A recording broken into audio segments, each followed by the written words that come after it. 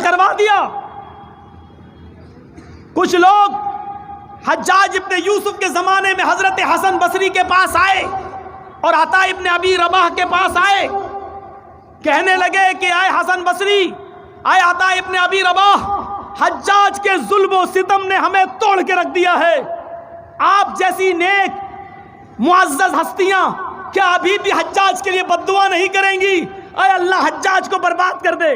مولوی جرجیس تو جذبات میں بد دعا دے گیا، لیکن حضرت حسن بصری نے اور عطا ابن ابی رباح نے حجاج ابن یوسف کے اس ظلم و ستم کے باوجود بھی کیا کہا لوگوں سے؟ نہیں، مجھے شریعت ابھی بھی حجاج کے بارے میں بد دعا دینے کی اجازت نہیں دیتی ہے۔ کہا کیوں؟ اس نے کوئی نیک کام کیا ہے؟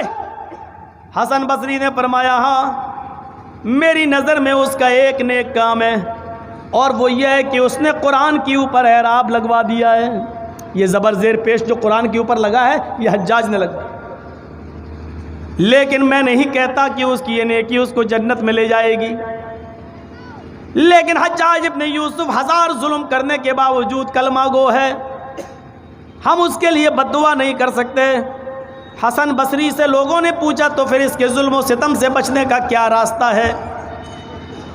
حضرت حسن بصری نے فرمایا اس کے ظلم و ستم سے بچنے کا کوئی راستہ نہیں ہے، بس ایک طریقہ میں تمہیں بتاتا ہوں۔ تمہارے نبی جناب محمد رسول اللہ نے فرمایا تمہاری بد اعمالیوں کی وجہ سے تمہارے اوپر برے حکمراں مسلط ہو جاتے ہیں۔ تمہاری بد اعمالیوں کی وجہ سے تمہارے اوپر برے اور ظالم حکمراں مسلط ہو جاتے ہیں۔ آج ہمارے اوپر، حسن بصری نے کہا، آج ہمارے اوپر یہ ظالم حکمراں جو مسلط ہے وہ ہماری بد اعمالیوں کی وجہ سے ہے۔ لوگو تم اپنے اعمال اچھے کر لو، تم اپنے اعمال نیک کر لو، جو اللہ ہماری بد اعمالیوں کی وجہ سے ظالم حکمراں ہمارے اوپر مسلط کر سکتا ہے، وہ ہماری نیک اعمالی کی وجہ سے ظالموں کے ظلم سے ہمیں بچا بھی سکتا ہے۔ اپنے اعمال کی اصلاح کر لو، اللہ تعالیٰ ظالم کو نیست و نابود کر کے اس کی جگہ پر معتبر اور منصف اور عدل پرست حاکم کو تمہارے اوپر مسلط کر دے گا۔ میں تمہارے لیے بھی یہی راستہ بتاتا ہوں، اے بھارت کے مسلمانوں، اے اس پوتر اس پیارے دیش بھارت کے بھارت واسیوں مسلمانوں، تم اپنے اعمال کی اصلاح کر لو، انشاءاللہ اللہ ہمارے حکمرانوں کی اصلاح کر دے گا، اللہ ہمارے حکمرانوں کو بدل دے گا۔ بدعمالیوں کی وجہ سے یہ سب ہو بھی رہا ہے۔ اب یہ بھی تو بدعملی ہے، بیچارہ چاہے محبت ہی میں چلا رہا ہو، اب جرجیس صاحب دکھ نہیں رہے ہیں تو چلا رہا ہے، حالانکہ محبت ہی میں چلا رہا ہے، لیکن اس کو کیا معلوم کہ قرآن و حدیث جب بولی جائے پڑھی جائے تو بولو نہیں، خاموش رہو، نہیں معلوم، نہیں بتایا جا رہا ہے۔ اور تم اتنا دیکھ کر کیا کرو گے یار؟ آپ لوگوں نے اتنا دیکھا ہے مجھے کہ میرے اوپر نظر لگ گئی، میں موٹا ہی نہیں ہو پاتا ہوں، اتنی کوشش کر رہا ہوں تھوڑا سا وزن بڑھ جائے، بڑھتا ہی نہیں ہے۔ آپ نے دیکھا ہوگا 5 سال پہلے آیا تھا، 6 سال پہلے جیسے تھا ویسے ہی، پہلے بھی میرا 49-50 کلو وزن تھا، آج بھی ناپو تو بس 85 کلو رہے گا، اس سے زیادہ نہیں۔ ہم یہ آپ لوگوں کے دیکھ دیکھ کے نظر لگی ہے، حالانکہ ہم اس کو نہیں مانتے، لیکن کہہ دیا تھوڑا سا ماحول اچھا بنانے کے لیے، بیچارے کو شانت کرنے کے لیے، غصہ ہو گئے تھے اس کے اوپر۔ اب ڈاکٹر کا کام تو یہی، آپریشن کرنے کے بعد مرہم بھی رکھتا ہے۔ تو میرے بھائیوں ہمیں سوچنا چاہیے۔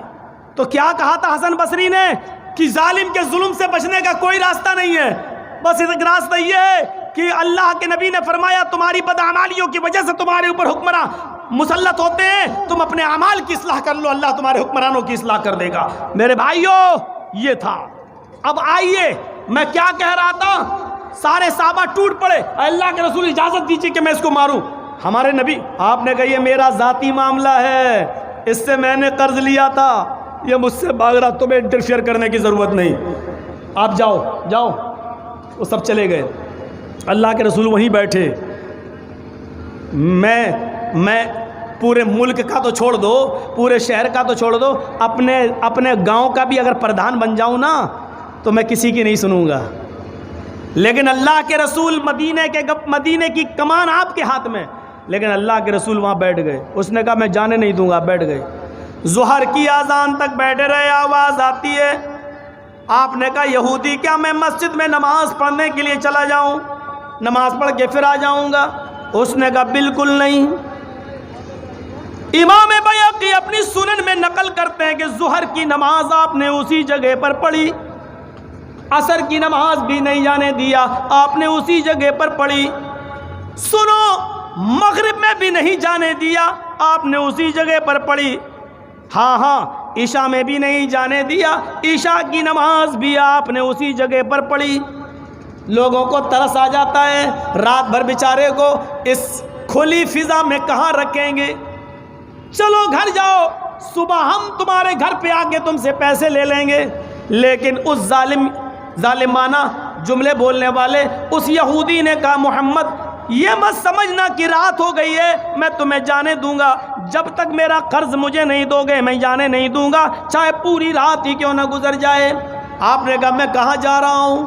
پوری رات آپ نے اسی جگہ پر گزار دی، فجر کی نماز بھی آپ نے اسی جگہ پر پڑھی، صبح جب سورج نکلنے لگا اور طلوع ہو گیا تب وہ یہودی مسکراتا ہوا محمد رسول اللہ کے پاس آیا اور کہنے لگا اے محمد ابن عبداللہ، میں آپ سے قرض لینے کے لیے نہیں آیا تھا، نہ میری نیت تھی کہ میں اپنا قرض آپ سے مانگوں۔ آپ نے کہا پھر دن بھر پریشان کیا، رات بھر پریشان کیا؟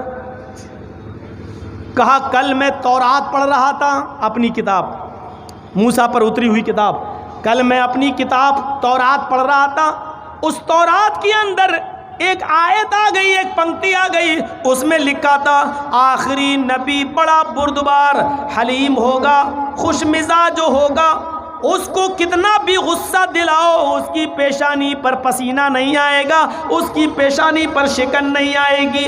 تو میں اس بات کا امتحان لینے کے لیے آپ کے پاس چلا آیا، یہ دیکھنے کے لیے کہ میں آپ کو اتنا غصہ دلاؤں کہ آپ کو غصہ آ جائے، میں یہ دیکھنے کے لیے آیا آپ پاور میں ہونے کے باوجود صحابہ کو آپ نے رخصت کر دیا، لیکن آپ کا گلا میں نے دبایا، آپ کو غصہ نہیں آیا، آپ کو میں نے جانے نہیں دیا، آپ بیٹھ گئے، آپ کو مسجد میں جانے سے روکا تو آپ نے یہی نماز پڑھ لی، رات میں آپ کو گھر جانے سے منع کیا تو آپ یہی سو گئے۔ میں یہی دیکھنا چاہتا تھا کہ غصہ آتا یا نہیں، میں امتحان لینے کے لیے آیا تھا۔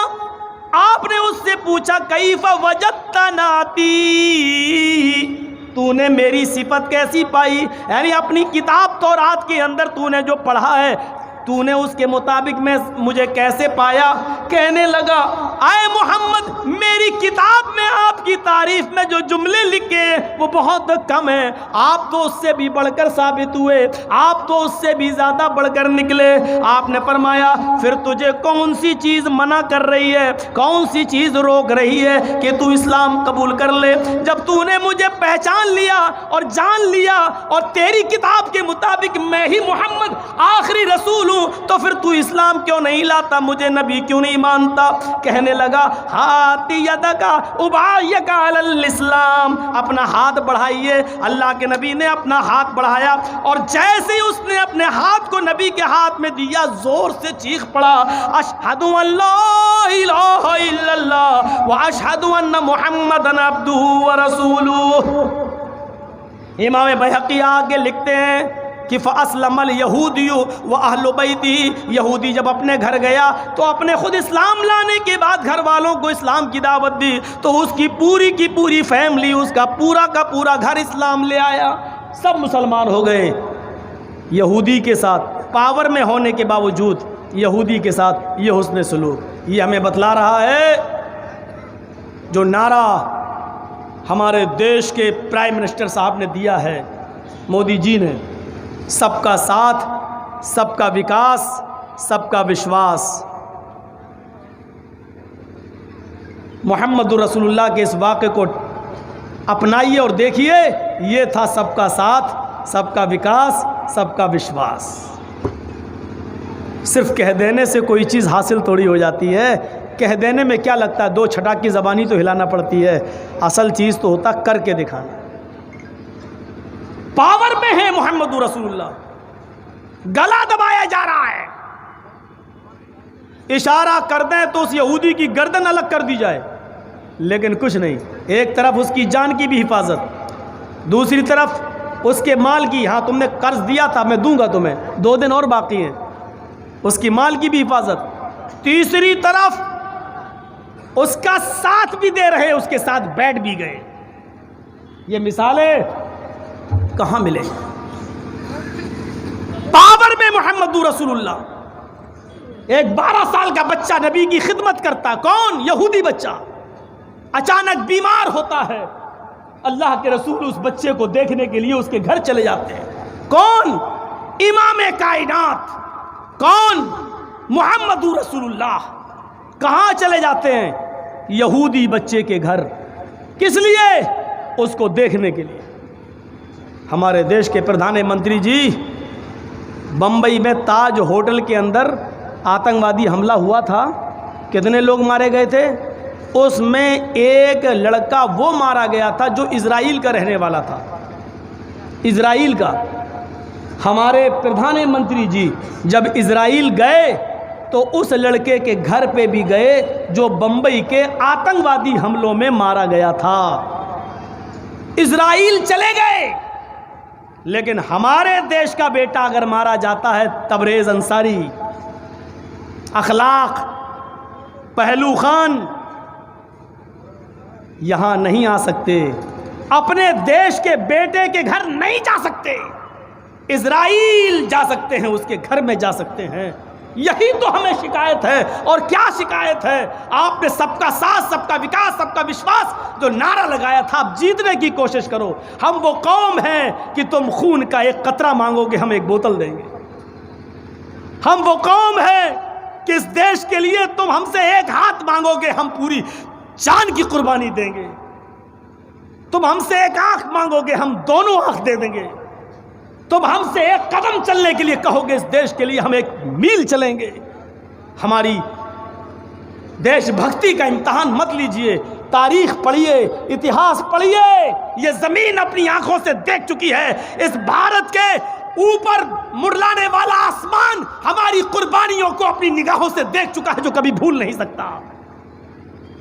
آج بھی علماء صادق پور کی قربانیاں، اور بنگال کے اندر آج بھی وہ درخت موجود ہیں جن درختوں کے پیڑوں کے پھندوں سے رسیاں لٹکا کر ان پر، ان کے پھندوں میں ہمارے علماء کی گردنیں دیکھ کر تختہ دار پہ لٹکا دیا گیا۔ آج بھی وہ پیڑ موجود ہیں بنگال کی سرزمین پر جو ان علماء کی قربانیوں کو کبھی بھول نہیں سکتے اور ان کی قربانیوں کی شہادت دیں گے۔ یہ ہماری قربانیاں رہی ہیں اس دیش کی آزادی میں۔ سمجھ رہے ہیں آپ؟ اللہ کے رسول کا یہ حسن سلوک یہودی کے ساتھ، بچے کو دیکھنے پہنچ گئے، اب وہ آخری سانسیں لے رہا ہے، اللہ کے نبی اس کے سرہانے بیٹھ گئے، اپنا شفقت بھرا ہاتھ، اپنا پیار بھرا ہاتھ اس یہودی بچے کے سر پہ رکھنے لگے، پھیرنے لگے۔ مدینے کی کمان محمد رسول اللہ کے ہاتھ میں، یہودی بچے کے سر پہ ہاتھ پھیر رہے ہیں۔ تھوڑی سی تسلی دے دیجئے مجھے میرے پردھان منتری جی، پیار بھرا ہاتھ اس دیش کے 25-30 کروڑ مسلمانوں کے سر پر بھی پھیر دیجئے۔ میری آپ سے گزارش ہے، یہ مسلمان بھی اس دیش کے بیٹے ہیں، ہم بھی اس دیش کے ناگرک ہیں، تھوڑا سا پیار رحم و کرم دکھلا دیجئے، تھوڑا سا آ جائیے۔ دیش کے لیے جھکنا، اپنی اولاد کے لیے جھکنا کوئی بڑی بات نہیں ہے، تھوڑا سا نرم ہو جائیے اور پھر دیکھیے تھوڑی سی نرمی میں ہم کیا کیا قربانیاں دیتے ہیں اس دیش کے لیے۔ آپ تھوڑا سا ہمارا بھی امتحان لے لیجئے، اپنا بھی تھوڑا سا وشواس ہمیں جیتنے کا موقع دیجئے، ہم جیت جائیں، ہمارا وشواس بھی جیتنے کی کوشش کیجئے اور ہمارا وشواس بھی جیتیے۔ آئیے میرے بھائیوں، اس بچے نے اپنے باپ کو دیکھنا شروع کر دیا۔ اللہ کے نبی نے فرمایا، بیٹے کلمہ پڑھ لو، اشہد ان لا الہ الا اللہ و اشہد ان محمد عبدہ و رسولہ۔ یہ جملہ سنتے ہی اس نے اپنے باپ کو دیکھنا شروع کر دیا۔ باپ کو معلوم تھا کہ میرا بیٹا محمد رسول اللہ کی خدمت کرتا ہے، ان کی مذہب کی تعریف کرتا تھا، ان کے اخلاق بتاتا تھا۔ میرے بیٹے کا پہلے ہی من تھا محمد رسول اللہ کا دھرم مذہب قبول کرنے کا۔ باپ نے سر ہلا کر اشارہ کیا، میرے بیٹے کلمہ پڑھ لو، کوئی بات نہیں، مجھے مت دیکھو، تمہارے سامنے بیٹے ہیں محمد رسول اللہ، تم ان کی خدمت کیا کرتے تھے، تمہارا دل بھی ان کی تعلیم پر تھا، پڑھ لو۔ باپ کی طرف سے اجازت ملی اور بیٹے نے کلمہ پڑھا، اشہد ان لا الہ الا اللہ و اشہد ان محمدن عبدہ ورسولہ۔ جیسی یہ کلمہ بیٹے کی زبان سے، یہودی بچے کی زبان سے نکلتا ہے، اس بچے کا انتقال ہو جاتا ہے، وہ یہودی بچہ اس دنیا سے رخصت ہو جاتا ہے۔ اللہ کے رسول اس بستر سے اٹھ جاتے ہیں، آنکھوں میں آنسو ہیں، اور فرماتے ہیں اللہ کا شکر ہے، الحمدللہ الذی انقذہ من النار، اللہ کا شکر ہے کہ اس اللہ نے اس بچے کو جہنم میں جلنے سے بچا لیا، جہنم میں جانے سے نجات دی۔ ایک وقت کی نماز نہیں پڑھی، ایک وقت بھی روزہ نہیں رکھا، یہاں کلمہ پڑھا، وہاں انتقال، اور اللہ کے رسول نے اس کو جنت کا سرٹیفکیٹ دے دیا۔ اللہ کا شکر ہے، تمام تعریف اس اللہ کے لیے جس نے اس بچے کو جہنم کی آگ سے بچا لیا۔ دیکھیں آپ، یہ تھا حسن سلوک، سب کو لے کر چلنے کا۔ بیمار ہوا تو اس کو دیکھنے کے لیے پہنچ گئے۔ کہاں ملے گی یہ تعلیم؟ کون؟ یہودیوں کے ساتھ بیٹھے اپنے صحابہ کے بیچ میں، اچانک دیکھا ایک جنازہ آ رہا ہے، قریب آیا، پتہ چلا یہودیوں کا جنازہ ہے، یہودی اپنے کسی رشتہ دار کو لے کے جا رہے ہیں۔ اللہ کے رسول صلی اللہ علیہ وسلم جہاں بیٹھے تھے اس کے قریب سے گزرا، آپ کھڑے ہو گئے۔ جب جنازہ کافی آگے چلا گیا تب آپ بیٹھے۔ صحابہ نے سوال کیا، اللہ کے رسول مرنے والا تو یہودی تھا، آپ پھر بھی کھڑے ہو گئے؟ تو اللہ کے رسول نے کہا یہودی تھا تو کیا ہوا، کیا انسان نہیں تھا؟ انسانیت کا سبق، مانوتا کا سبق، مانوتا کا پاٹھ کیا پڑھایا؟ صحابہ پوچھ رہے ہیں مرنے والا تو یہودی تھا، یعنی آپ تو زندگی بھر یہودیوں کی مخالفت کرتے رہے، مرنے والا یہودی اور آپ کھڑے ہو گئے، اس کے جنازے کی تعظیم میں آپ کھڑے ہو گئے۔ تو آپ نے کہا تو کیا ہوا یہودی تھا، کیا وہ انسان نہیں تھا؟ یعنی میں ان کی تعظیم میں کھڑا نہیں ہوا ہوں، ان کے غم میں میں شریک ہوا ہوں۔ انسانیت کے ناطے یہ ہمارا دھرم ہمیں سکھلاتا ہے کہ ہم دوسروں کے غم میں برابر کے شریک ہوں۔ بھائی ظاہر بات ہے کسی کا بیٹا ہوگا، کسی کا باپ، اس کے رشتہ داروں کو غم ہوگا نا اس کے مرنے کا، تو ہمیں کسی کے غم میں شریک ہونے سے کون روک سکتا ہے؟ ہونا چاہیے شریک۔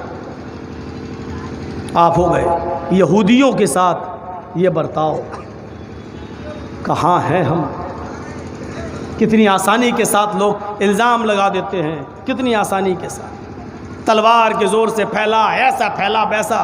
آئیے یوٹیوب کے اوپر میری تقریر کچھ بھی نہیں، ایسے ایسے بیان دیے جا رہے ہیں کھلے کھلے، ایسے ایسے 2021 تک 22 تک اسلام کو اس دنیا سے مٹا کے رکھ دوں گا، قرآن میں آگ لگا دوں گا، ایک ایک مسلمان بچے کو قتل کر کے پوری نسل اسلام کی نسل کو مٹا دوں گا، ایسے ایسے بیان پڑے ہوئے ہیں۔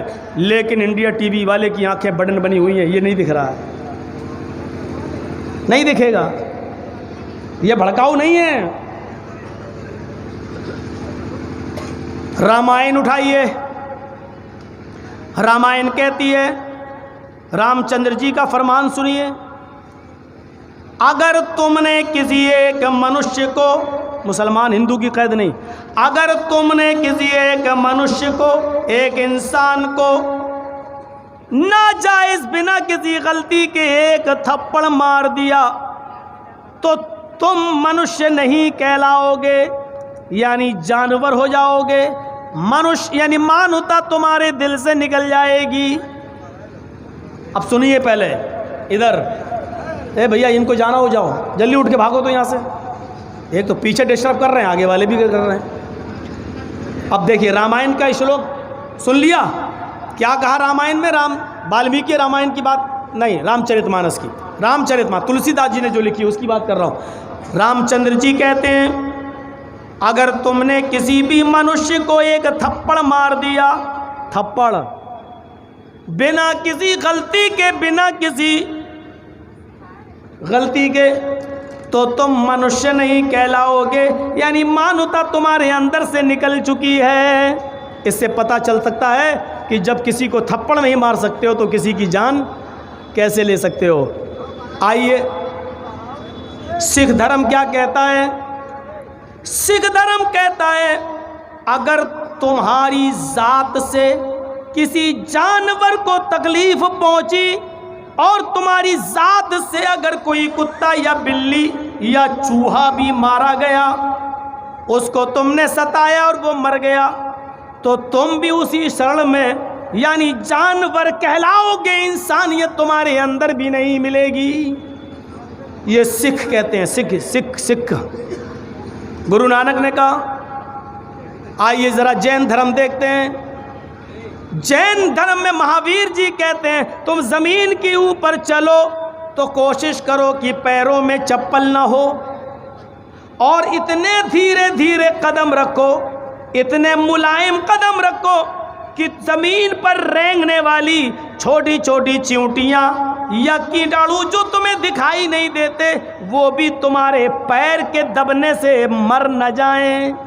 اور جب تم کسی چٹائی پر یا کرسی پر بیٹھو تو اس کو نرم و نازک کپڑے سے صاف کر لو، جھاڑ لو، اس کے بعد میں بیٹھو تاکہ کرسی پر رینگنے والا کوئی مچھر یا چیونٹی تمہارے بیٹھنے کی وجہ سے دب نہ جائے، مر نہ جائے۔ یہ جین دھرم کے اندر لکھا ہے۔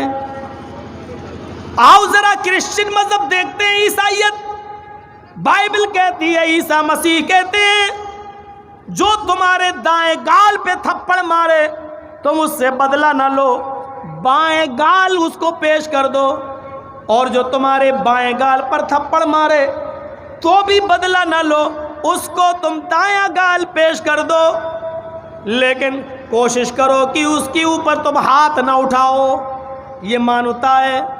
آگے لکھا ہے اگر کوئی مجبور آدمی ہے وہ تم سے کرتا چھین لے، تمہارا کرتا، تمہاری شرٹ، تمہارا پنجابی لے کر بھاگ جائے تو تم اس کے پیچھے پیچھے بھاگو اور اس کو پکڑ لو اور اس سے پوچھو کہ تم نے کرتا کیوں چھینا۔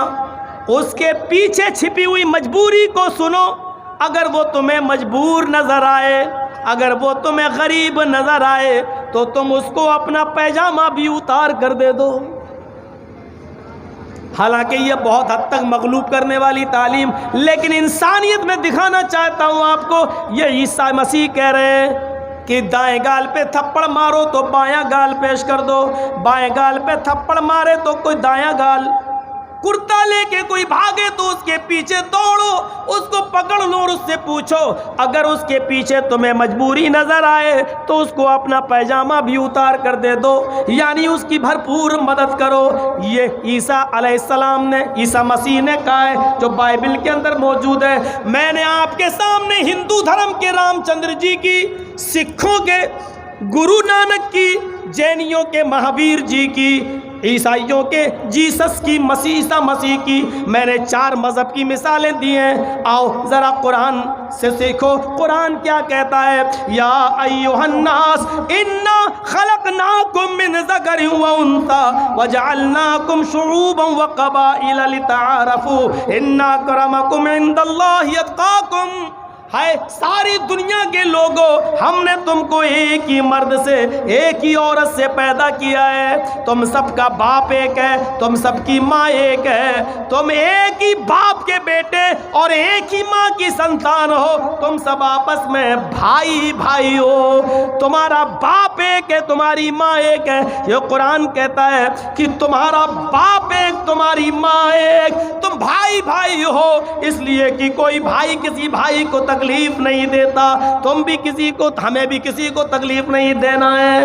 کون سا مذہب ہے جو ہمیں آپس میں لڑا رہا ہے؟ مجھے بتاؤ۔ میں نے ہندو دھرم کا نام لیا، میں نے سکھ کا نام لیا، میں نے جین دھرم کا نام لیا، میں نے عیسائیت کا نام لیا، میں نے اسلام کو پیش کیا۔ کون سا دھرم ہے جو ہمیں آپس میں لڑانے کی تعلیم؟ ایک دھرم کا نام پیش کرو، ایک دھرم کا۔ اب اتنی تعلیم پیش کرنے کے بعد اب میں کہتا ہوں، دلی کی سڑکوں پر جن لوگوں نے نعرہ تکبیر کہتے ہوئے اللہ اکبر کہتے ہوئے اگر کسی کو گولی ماری وہ اسلام کے دشمن ہیں، اور اگر کسی نے جے شری رام کہتے ہوئے کسی کو گولی ماری تو وہ ہندو دھرم کے دشمن ہیں، وہ رام کو کلنکت کر رہے ہیں۔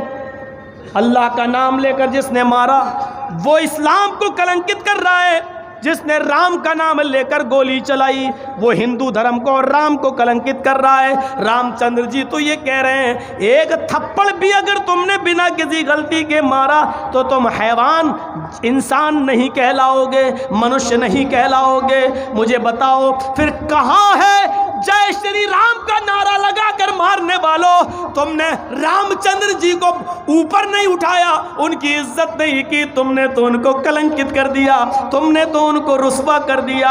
اے اللہ کا نام لے کر مارنے والوں، تم نے تو اپنے بھائی کو ہی مار ڈالا، تم نے تو اپنے بھائی کا ہی قتل کر ڈالا، تم نے تو اپنے بھائی کو مار ڈالا۔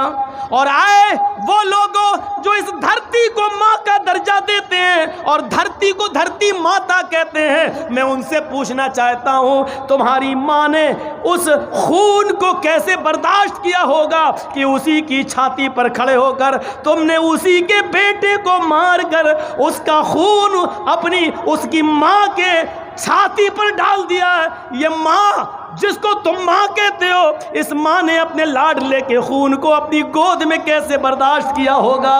تم نے تو اس دھرتی ماتا کی لاج نہیں رکھی، تم نے تو اس کے کلیجے کے ٹھنڈک کو چھین لیا، تم نے تو اس سے اس کا کلیجہ چھین لیا۔ چاہے وہ ہندو ہو یا مسلمان، یہ دھرتی کسی ایک کی ماں نہیں، تمہارے عقیدے کے مطابق جو بھی اس دھرتی پر ہے وہ سب کی ماں ہے۔ ایک گھر میں 4 بھائیوں کی وچار دھارائیں الگ ہو سکتی ہیں لیکن ایک ماں کے بیٹے کہلائیں گے۔ جب یہ دھرتی سب کی ماں ہے تو جس کا بھی خون اس دھرتی پر گرایا اور ٹپکایا گیا ہے، ظاہر ہے کہ وہ اس دھرتی ماں کا بیٹا ہے۔ اس ماں کے بیٹے کو چھین کر تم نے اپنی ماں کی نظروں میں بھی اپنی عزت گنوائی ہے۔ کیسے برداشت کیا ہوگا اس دھرتی ماں نے اپنے بیٹے کی لاش کو؟ سوچو۔ لیکن کرسیوں پر بیٹھے ہوئے لوگوں کو اس سے کوئی فرق نہیں پڑتا، ان کو معلوم ہے کہ ہماری کرسی جو جمی ہوئی ہے وہ لاشوں پر اور خون پر ہی جمی ہوئی ہے۔ یہ لوگ نہیں دیکھیں گے کہ کون مارا جا رہا ہے، کون کٹ رہا ہے، کیا ہو رہا ہے۔ ان تمام چیزوں کے باوجود بھی کہا یہی جا رہا ہے ہم 1 انچ پیچھے ہٹنے کے لیے تیار نہیں ہیں۔ سب کچھ ہونے کے باوجود ہمیں یہ سوچنا پڑے گا، ہمیں یہ غور کرنا پڑے گا، دیش میں اگر امن، سکون اور شانتی اگر ہمیں چاہیے، میں نے شروع میں بتایا تھا جتنا عدل ہوگا، جتنا انصاف ہوگا، دیش میں اتنا ہی امن اور اتنی شانتی ہوگی۔ حضرت عمر فاروق کے 1-2 واقعات دل چاہتا کہ آپ کے سامنے رکھ دوں۔ حضرت عمر فاروق پیشاب کر رہے تھے، لگ گیا، ہوتا کبھی کبھی بہت تیز لگتا ہے تو کبھی کبھی گاڑی کھڑی کر کے روک یار روک، بیٹھ جاتے ہیں آدمی نالی کے کنارے۔ حضرت عمر فاروق کو بہت تیز پیشاب کی شدت محسوس ہوئی تو حضرت عمر فاروق کے کنارے پہ بیٹھ گئے اور استنجا کرنے لگے۔ ان کا غلام چلاتا ہوا آیا۔ اب سنیے، بڑا عجیب منظر میں آپ کے سامنے پیش کر رہا ہوں۔ ان کا غلام چلاتا ہوا، چیختا ہوا آیا، امیر المومنین، امیر المومنین۔ اس نے دیکھا نہیں کہ عمر یہ پیشاب کر رہے ہیں۔ امیر المومنین، امیر المومنین، امیر المومنین۔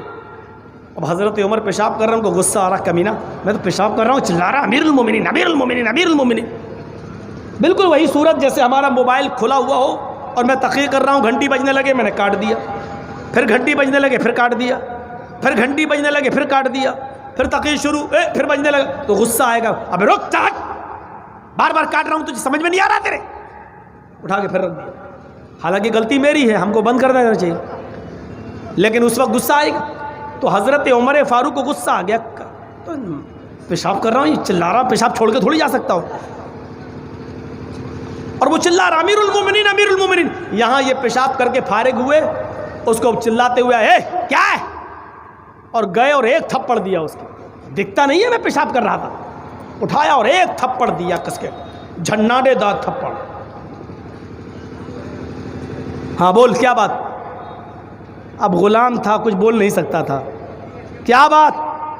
کہا یہ ہے یہ ہے یہ ہے. اچھا ٹھیک ہے، یہ کر لو یہ کر لو یہ کر لو، سب کا کام کر دو. وہ جانے لگا. امیر المومنین نے کہا جلدی سے شام تک مجھے اس کام کی خبر دو، تم نے یہ کام کیا کہ نہیں کیا. اس نے کہا ٹھیک ہے میں شام کو بتاتا ہوں. ابھی آپ کہاں جا رہے ہیں؟ کہا میں گھر جا رہا ہوں، قیلولہ کروں گا. حضرت عمر نے کہا اب میں قیلولہ کروں گا، تھوڑا سا آرام کروں گا. اس خادم نے اس غلام کے جملوں پر غور کرو. امیر المومنین گھر جائیے، کھانا کھائیے.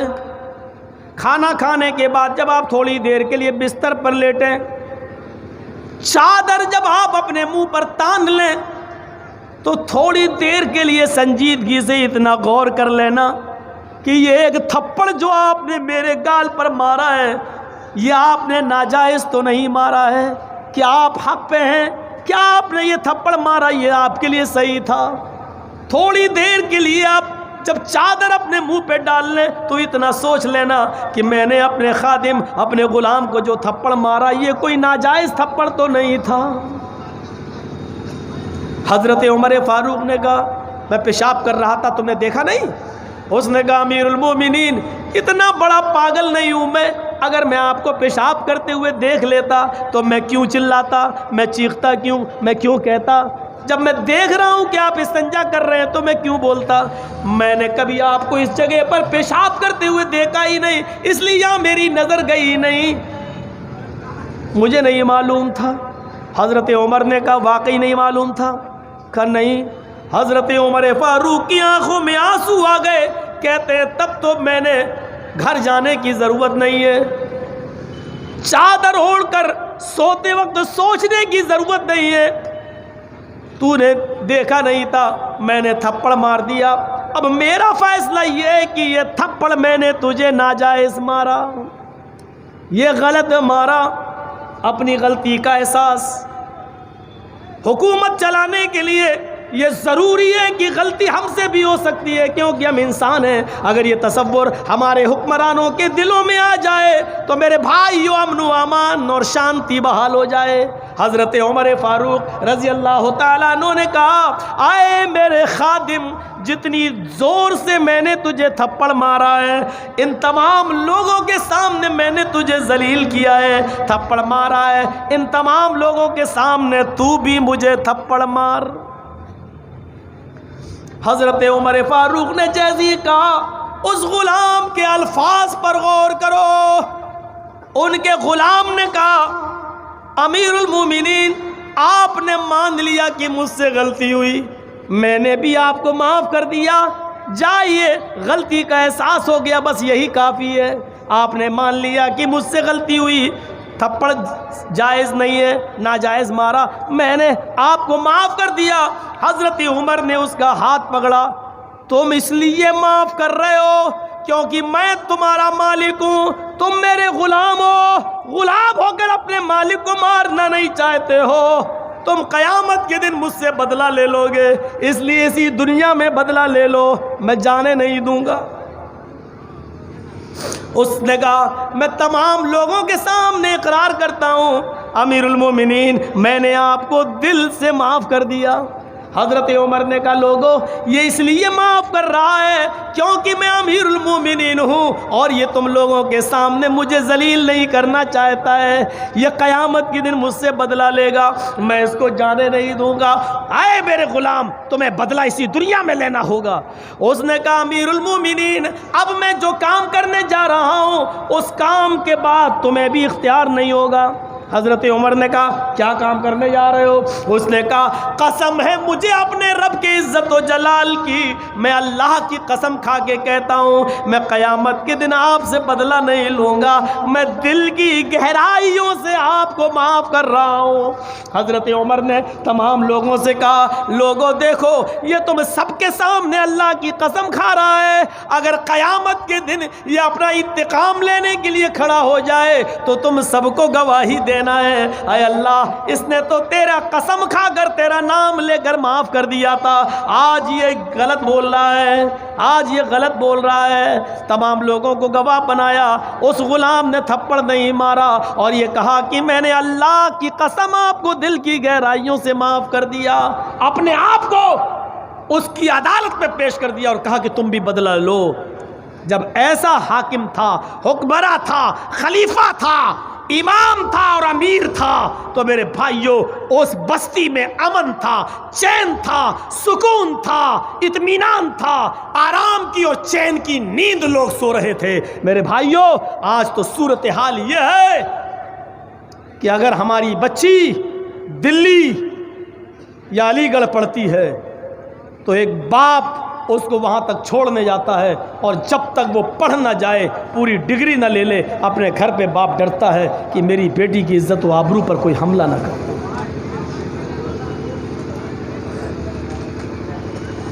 امن و امان کون سے واقعات سنیں گے آپ؟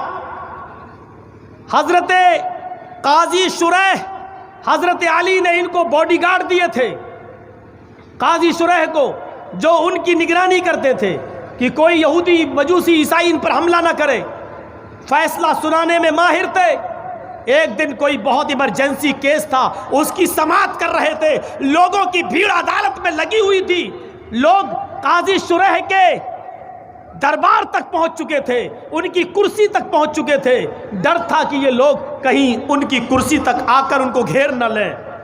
ایک سپاہی، قاضی شریح کا ایک سپاہی، ایک باڈی گارڈ، ایک دربان لاٹھی نکالتا ہے، اور ایک آدمی جو زیادہ آگے بڑھ رہا تھا ان کے قریب، قاضی شریح کے جج کے پاس آنا چاہتا تھا، اٹھا کر اس کو بھگانے کے لیے یا اس کو پیچھے کرنے کے لیے ایک ڈنڈا اس کو مارا، چل پیچھے چل چل۔ اور غور کرو، ایک ڈنڈا پڑا، اس نے اسی ڈنڈے کو کھاتے وقت اس یہودی نے فوراً مقدمہ دائر کیا، قاضی صاحب آپ کی آنکھوں کے سامنے مجھے ڈنڈا مارا گیا ہے، مجھے بدلہ چاہیے، مجھے انتقام چاہیے۔ قاضی شریح نے اپنے دربان سے کہا کر گھرے میں کھڑے ہو جاؤ۔ کھڑا ہو گیا، تم نے اس کو ڈنڈا مارا؟ ہاں مارا۔ کیوں مارا؟ کہ میں آپ کی حفاظت کے لیے آپ کا باڈی گارڈ بن کر کھڑا ہوں، اور یہ اتنی تیز دھکے دے دے کر آگے بڑھ رہا ہے، آپ کی حفاظت کرنا یہ میری ذمہ داری ہے۔ انہوں نے کہا حفاظت کی ذمہ داری یہ کہ تم اس کو سمجھاتے، ہاتھ سے پیچھے کرتے، تم نے ڈنڈے کا استعمال کر کے غلط کیا ہے، لہٰذا اس کے ہاتھ میں ڈنڈا دیا جائے۔ اس یہودی کے ہاتھ میں ڈنڈا دیا گیا۔ قاضی شریح نے کہا جتنی زور سے اس نے تجھے مارا ہے، میرے دربان کو بھی ایک ڈنڈا مارو۔ اس یہودی نے اس دربان کو ڈنڈا مارا۔ اس روشنی میں میرے بھائیو یو پی کی پولیس آپ کو کیسی لگ رہی ہے؟ اس واقعے کی روشنی میں دلی کی پولیس آپ کو کیسی لگ رہی ہے؟ جے این یو میں یا جامعہ ملیہ میں لائبریریوں میں گھس کر ٹوائلٹ میں چھپی ہوئی لڑکیوں کو بھی بال پکڑ کر نکالنے والی اور ان کو مارنے والی جینٹس پولیس اس واقعے کی روشنی میں آپ کو کیسی لگ رہی ہے؟ میرے بھائیوں اس بات کو سوچئے اور سمجھیے اور غور کرنے کی ضرورت ہے۔ قاضی شریح نے اپنے باڈی گارڈ، اپنے سپاہی کو بھی یہودی کے ہاتھ سے ڈنڈا پڑوایا کہ تم نے کیوں مارا ہے، لاٹھی کیسے چلائی ہے؟ کیا یوگی جی اپنی پولیس سے پوچھیں گے تم نے گولیاں کیسے چلوائی ہیں؟ فیروز آباد کے اندر 20 سے 25 آدمی کیسے مارے گئے ہیں؟ لکھنؤ کے اندر اتنا خون خرابہ کیسے ہوا ہے؟ لاشیں کیسے بہی ہیں؟ تمہیں گولی چلانے کا آرڈر کس نے دیا تھا؟ گولی چلنا تھی تو پہلے پیر پہ کیوں نہیں ماری گئی؟ جو اصول ہیں بھیڑ کو بھگانے کے، گولی تو لاسٹ سٹیج ہے، اس سے پہلے تم نے آنسو گیس کیوں نہیں چھوڑے؟ تم نے لوگوں کو لاٹیاں بھاج کر تتر بتر کیوں نہیں کیا؟ جب گولی چلانے کی نوبت تھی تو تمہیں پہلے پیر پہ گولی مارنا چاہیے۔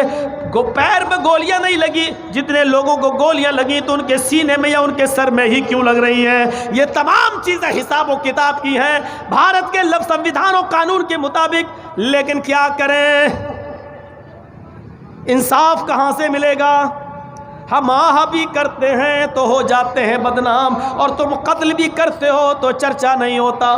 میرے پیارے ساتھیوں، ہمیں حضرت قاضی شریح کے انصاف سے سیکھنا پڑے گا۔ اس زمانے کے اندر عدل و انصاف کا ایک پیمانہ یہ بھی تھا، اس لیے امن تھا۔ حضرت علی کی ایک زرہ کھو جاتی ہے، زرہ جو پہن لی جاتی تھی سینے پر تاکہ کوئی تیر دشمن کا نہ لگے۔ حضرت علی کے زمانے میں ان کی زرہ کھو گئی۔ 6 مہینے کے بعد وہ زرہ ایک یہودی کے ہاتھ میں حضرت علی کو دکھی۔ حضرت علی نے کہا اے یہودی، یہ زرہ تیرے پاس کہاں سے آئی؟ اس نے کہا یہ تو میری ہے۔ حضرت علی نے کہا یہ میری ہے. اس نے کہا اے علی میرے پاس دیکھ کر آپ اپنی کہہ رہے ہیں, آپ جھوٹ بول رہے ہیں. حضرت علی نے کہا میں جھوٹ بول رہا ہوں؟ کہا کیا اور کیا, میری چیز کو آپ اپنی چیز کہہ رہے ہیں, میں نہیں دوں گا. آپ کو لینا ہے تو جائیے کورٹ سے, عدالت سے لے لیجئے. کورٹ, وہ بھی کس کو؟ امیر المومنین کو. کیا کہہ رہا ہے؟ کوفہ کے مالک ہیں حضرت علی. کیا کہا جا رہا؟ کورٹ سے لے لو. حضرت علی نے اپنی کورٹ میں, اپنی عدالت میں مقدمہ دائر کیا. کون جج؟ قاضی شریح. کس نے بنایا؟ حضرت علی نے. جج کس نے بنایا؟ علی نے. جج کون؟ قاضی شریح. فیصلہ کس کے حق میں ہو رہا ہے؟ دیکھیے, یہودی کھڑا ہے, علی کھڑے ہیں. یہودی حضرت علی سے پوچھا تم نے مقدمہ دائر کیا, بتاؤ پرابلم. کہا یہ زرہ میری ہے. یہودی سے پوچھا قاضی صاحب نے کیا معاملہ؟ اس نے کہا یہ زرہ میری ہے. قاضی صاحب نے کہا, قاضی شریح نے, تمہاری زرہ ہے؟ ہاں. کیا ثبوت ہے تمہارے پاس؟ یہودی کی دلیل دیکھو. یہودی کہتا ہے قاضی صاحب میری دلیل یہ ہے کہ یہ میرے پاس ہے. حضرت علی اگر یہ کہہ رہے ہیں وہ میری ہے تو دلیل ان کو دینا چاہیے, ان کو ثابت کرنا چاہیے, مجھے نہیں. میری زرہ ہے اس لیے کہ یہ میرے پاس ہے, میں اس کا مالک ہوں. قاضی صاحب نے کہا تمہاری بات ٹھیک ہے, تم صحیح کہہ رہے ہو. اے علی آپ بتاؤ یہ زرہ اگر تمہاری ہے تو تمہارے پاس کیا دلیل ہے, گواہ کیا ہے؟ حضرت علی نے کہا میرے پاس گواہ ہے. اے حسن آؤ. حسن نے گواہی دی. کہا اے قاضی صاحب یہ زرہ میرے باپ کی ہے, میں گواہی دے رہا ہوں, میں محمد رسول اللہ کا نواسا ہوں, کہ آپ کو مجھ سے جھوٹ کی امید ہے؟ قاضی صاحب نے کہا مجھے تم سے جھوٹ کی امید نہیں ہے, مجھے تمہارے باپ کے بھی جھوٹا ہونے کا یقین نہیں ہے, لیکن یہاں دلیلیں دیکھی جائیں گی, جذباتی بیان نہیں. اے حسن تم اپنے باپ کے بارے میں گواہی دے رہے ہو کہ یہ میرے باپ کی زرہ ہے. پہلی بات سنو, شریعت باپ کے حق میں بیٹے کی گواہی قبول نہیں کرتی ہے, لہٰذا تمہاری گواہی نہیں مانی جائے گی. قاضی حضرت علی کے خلاف کہہ رہا ہے, تمہاری گواہی قبول نہیں ہوگی. کہا میرے غلام کو لاؤ. قاضی نے یہ کہہ کر غلام کی گواہی کو بھی مسترد کر دیا کہ مالک کے حق میں غلام کی گواہی بھی نہیں مانی جائے گی. اور دوسرا گواہ لاؤ. حضرت علی نے کہا دوسرا کوئی گواہ نہیں ہے میرے پاس. پھر قاضی کا فیصلہ یہ تھا, اے یہودی یہ زرہ کا مالک تو ہے, یہ زرہ تیری ہے, جاؤ. دیکھ رہے ہیں آپ, حضرت علی نے قاضی بنایا اور فیصلہ علی کے خلاف ہو رہا ہے. یہودی کو زرہ دے دی گئی. یہودی جب کورٹ سے باہر نکلتا ہے کہتا جج صاحب, قاضی صاحب آپ نے اپنا فیصلہ سنا دیا, قرآن و حدیث کے مطابق جو فیصلہ ہونا چاہیے تھا آپ نے میرے حق میں کر دیا, اب میرا فیصلہ سنو. اے قاضی صاحب حضرت علی اپنے دعوے میں سچے ہیں, یہ زرہ میری نہیں ہے, حضرت علی کی ہے. میں تو امتحان لینا چاہتا تھا کہ دیکھیں جج کہیں علی کے پریشر میں کام تو نہیں کر رہا ہے, جج کہیں امیر المومنین کے دباؤ میں آ کر فیصلہ تو نہیں کر رہا ہے. میں نے سمجھ لیا آپ اسلام کی روشنی میں فیصلہ کرتے ہیں, امیر المومنین کے دباؤ میں نہیں. اس یہودی نے کلمہ پڑھ لیا.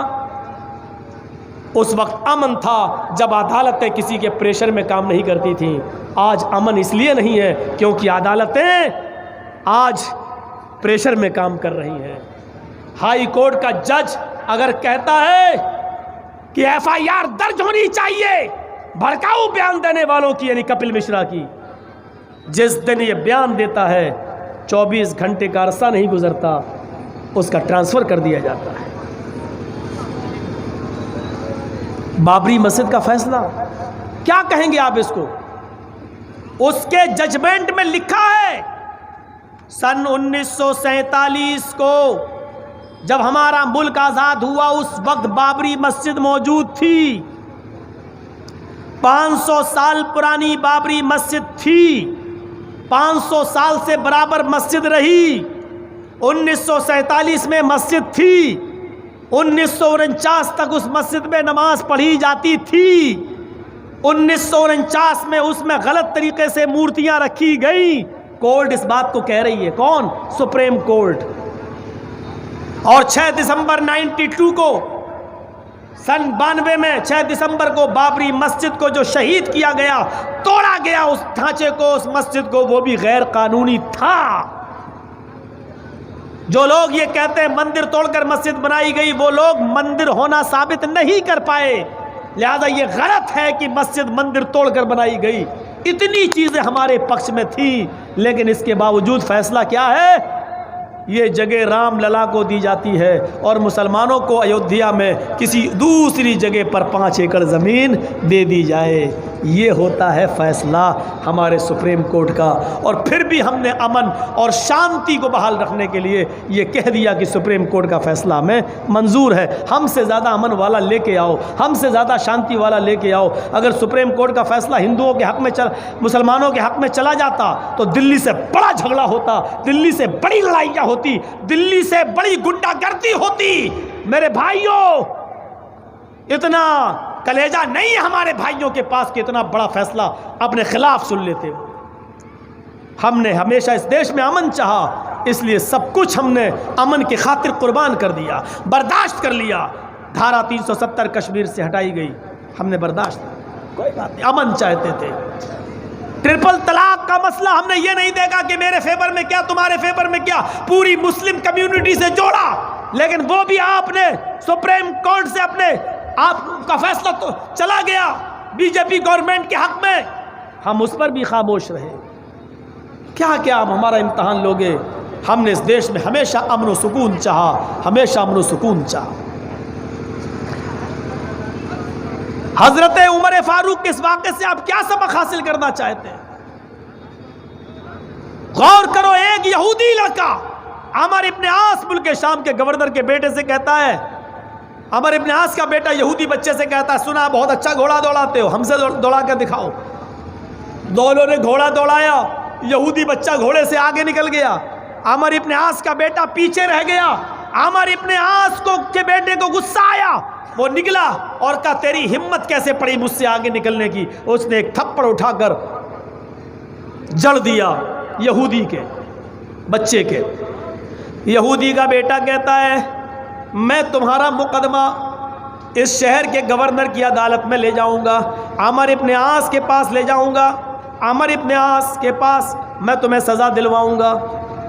عمر ابن عاص کا بیٹا کہتا ہے یہودی بچے تو کہیں بھی چلا جا میرا کچھ نہیں ہوگا، تو کہیں بھی چلا جا میرا کچھ نہیں ہوگا، تو جس گورنر کا نام لے رہا وہ میرا باپ ہے، میں شہر کے گورنر کا بیٹا ہوں، میرا کچھ نہیں ہوگا۔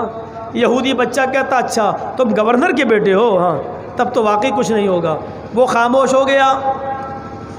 1 مہینے کے بعد مدینے سے گشت کرتے ہوئے حضرت عمر فاروق ملک شام آتے ہیں، ملک شام کی عوام کو جمع کرتے ہیں اور اپنے قائم کردہ گورنر عمر ابن عاص کے بارے میں پوچھ رہے ہیں، بتاؤ تمہیں ان سے کوئی شکایت تو نہیں ہے؟ تمہیں ان سے کوئی شکایت تو نہیں ہے؟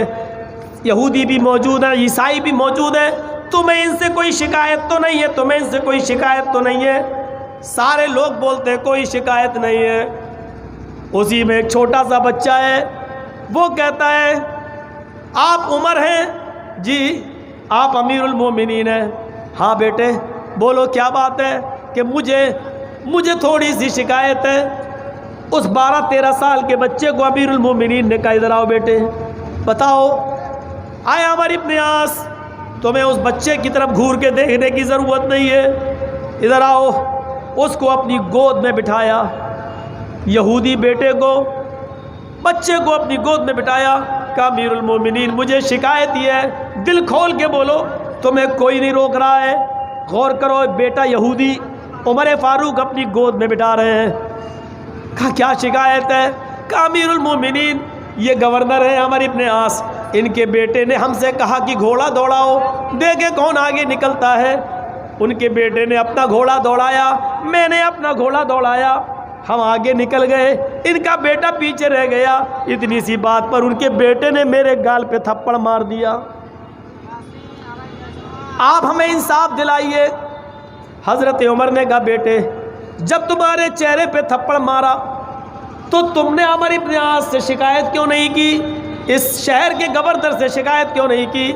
کہا امیر المومنین میں آنا چاہتا تھا، جب میں نے ان کے بیٹے سے کہا کہ میں شہر کے گورنر سے شکایت کروں گا تو ان کا بیٹا بولا میرا کچھ نہیں ہوگا، میں شہر کے گورنر کا بیٹا ہوں، میں عمر ابن عاص کا بیٹا ہوں، تو میں پیچھے ہٹ گیا۔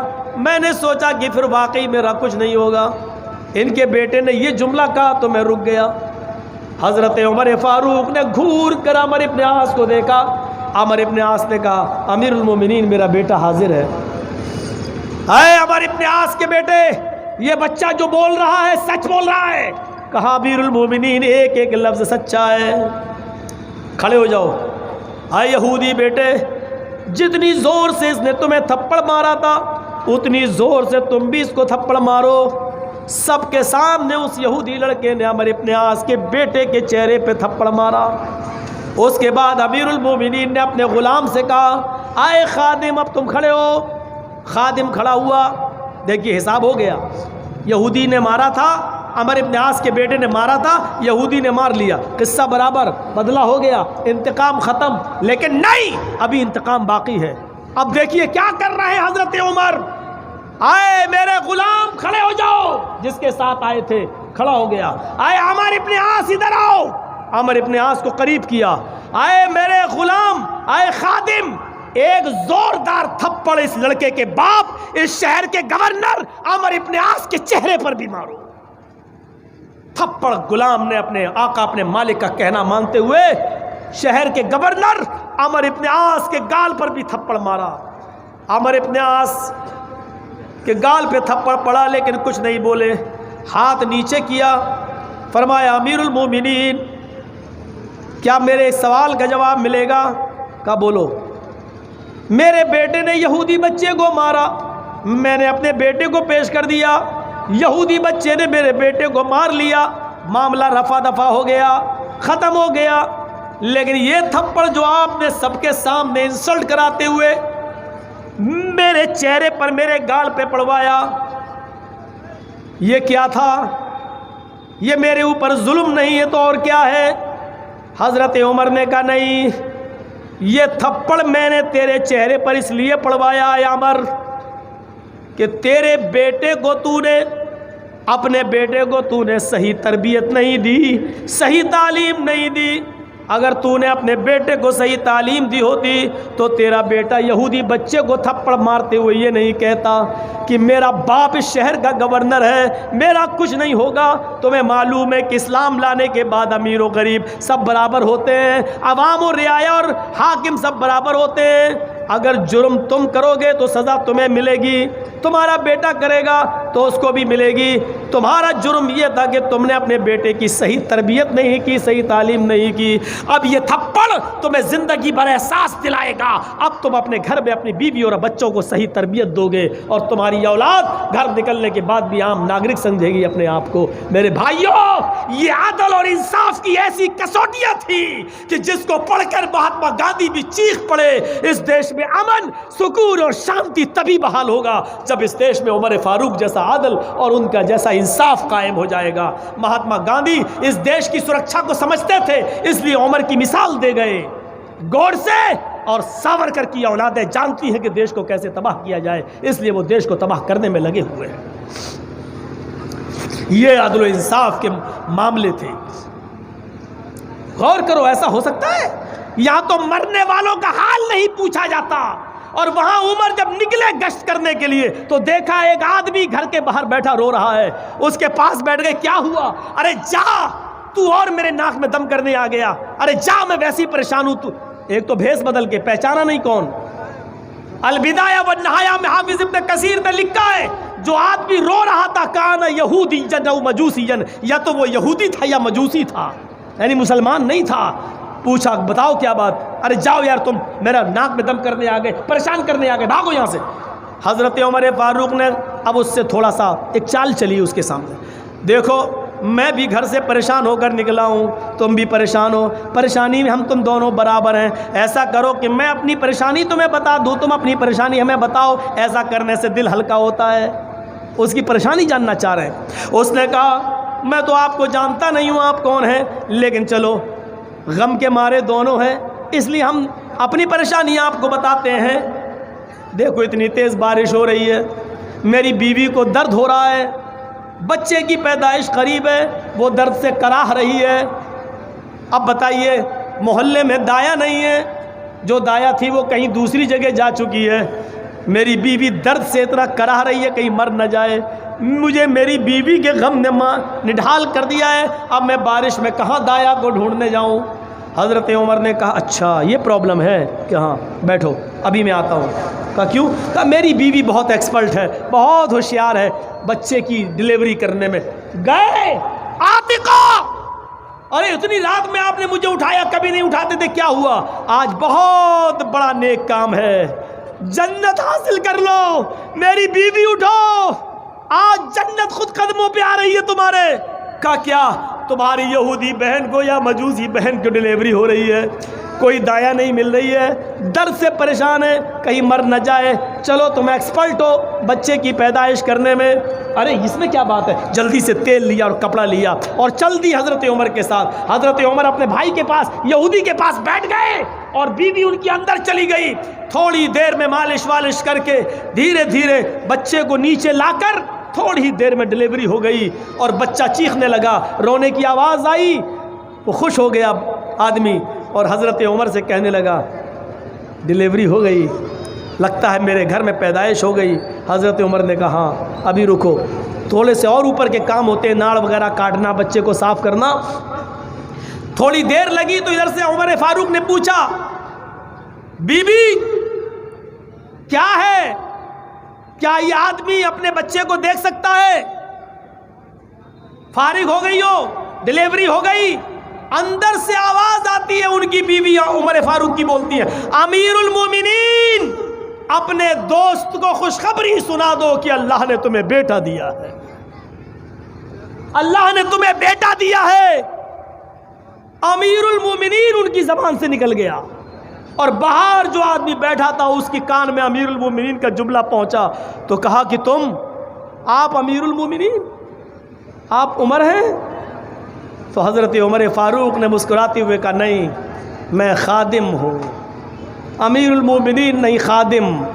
خادم کا صحیح ترجمہ جانتے ہو کیا ہے؟ آج کے زمانے میں اگر خادم کا صحیح ترجمہ کیا جائے تو اس کا ترجمہ ہوگا چوکیدار۔ یہ ترجمہ میں نے کیوں کیا یہ آپ بھی اچھی طرح سمجھ رہے ہوں گے۔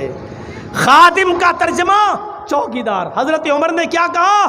میں امیر المومنین نہیں، میں چوکیدار ہوں۔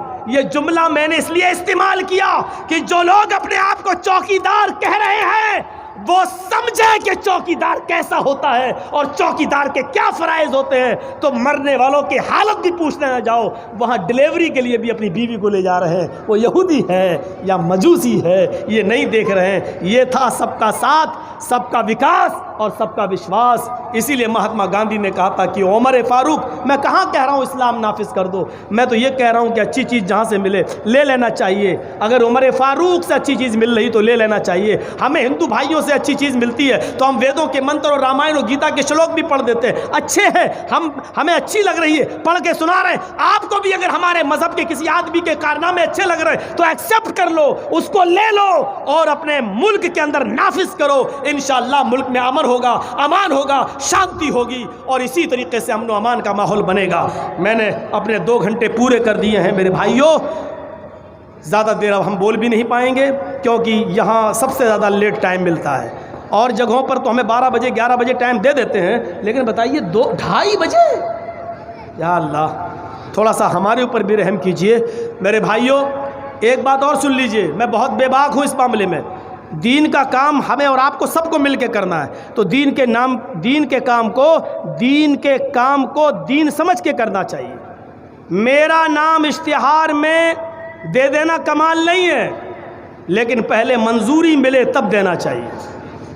بہت سے لوگ اشتہار میں میرا نام میری منظوری کے بغیر دے دیتے ہیں، جو مجھے پسند نہیں ہے، کیونکہ اس علاقے میں جب میں جاؤں گا نہیں تو لوگ کہیں گے مولانا جرجیس نے دھوکہ دیا۔ اب بتائیے یہ کون سی جگہ ہے؟ یہ جاتا کوٹھی ہے؟ جاتا کوٹھی کوئی جگہ ہے؟ جیا جوری جاتا کوٹھی میں کوئی جلسہ ہو رہا ہے بھائی 3-4 اپریل کو، جو بھی ہو، ہم جاتا کوٹھی لکھا ہے اشتہار پہ، اس لیے ہم جاتا کوٹھی بار بار کہہ رہے ہیں۔ جاتا کوٹھی لکھا ہے، جاتا کوٹھی مہنگاوا، یہ پڑھا میں نے، اس میں میرا نام پڑا ہے، میں نے منظوری دی ہی نہیں ہے، میں نے ٹائم ہی نہیں دیا ہے۔ اب اس جلسے میں ہم نہیں آئیں گے تو لوگ کیا کہیں گے؟